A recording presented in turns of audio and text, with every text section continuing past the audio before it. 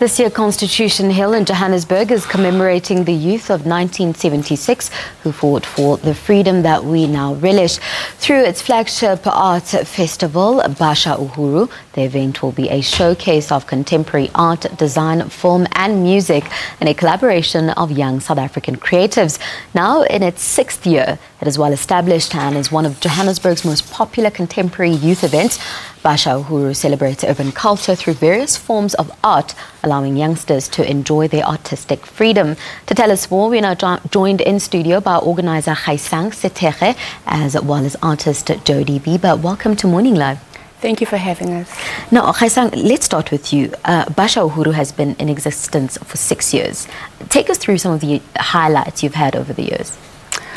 Well, I should say that the festival, Basha Uhuru, has really grown from strength to strength from its inaugural event in 2013, where we just had slightly over 1,400 young people attending the festival.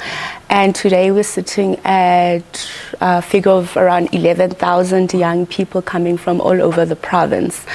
And it's really exciting for us because Constitution Hill, as a historical site with a very heavy history of pain and brutality and all these atrocities that happened, as it was a former prison, we're very excited to actually see the space transforming today and just, you know, those walls of history just falling down and the young people picking up those bricks and rebuilding, you know, a present that is their own, telling their own stories. So I think it's very exciting for, you know, where we come from as a historical site and how we have allowed young people to take ownership of the space.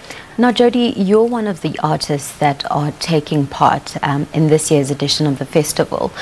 What's your take on it, and what does it mean to you as an artist to be part of such an event? Well, I'm not young, but what I've done in my project is I've looked at young people, and what Gaisang has said now is very much what I think through the interviews that I've done with young people, it's very much what they want for South Africa and for themselves, is to create their own story for South Africa and for themselves. And for me, being at such a historical place, you know, to have my exhibition, it feels really good.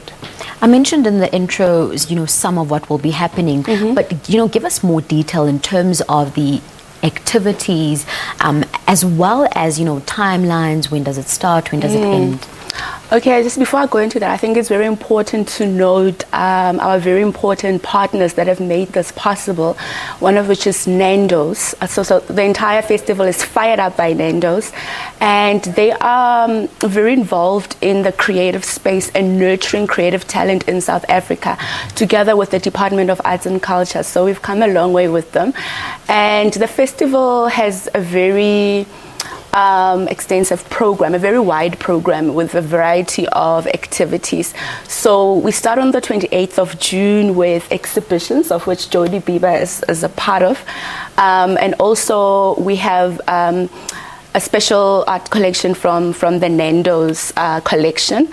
I don't know if you've noticed, they have artworks in their restaurants all over the country. Yes, they do. So we will be showing some of those artworks, and that's part of their initiative to contribute to nurturing creative talent. And we also have a lineup of poetry, and we'll also be showing some locally produced and directed films. We have Five Fingers for Myself, we have Catching Feelings, and we'll also be showing The People versus Patriarchy. So it's an exciting lineup of activities. And we also we've partnered with Between 10 and 5 to put together a creative summit where young creatives and designers and, you know, artists from, you know, across the creative industry will be coming to just be talking about their work and also be listening to some of these established professionals in the industries. So there will be inspirational talks, and also that's on day 1, and on day 2 of the conference there will be some creative workshops where these young people will get an opportunity to be more hands-on and to see how, the industry actually operates.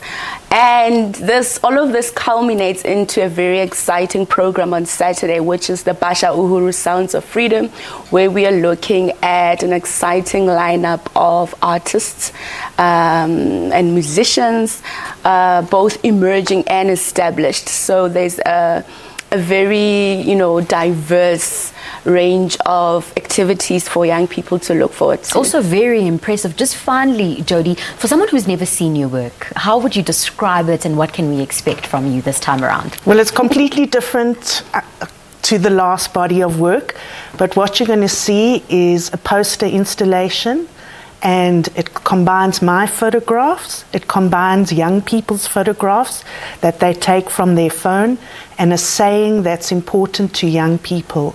And it's 45 young people.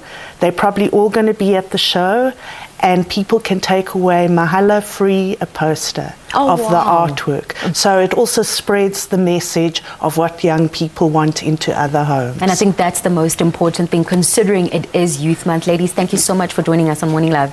Thank you. Thank you.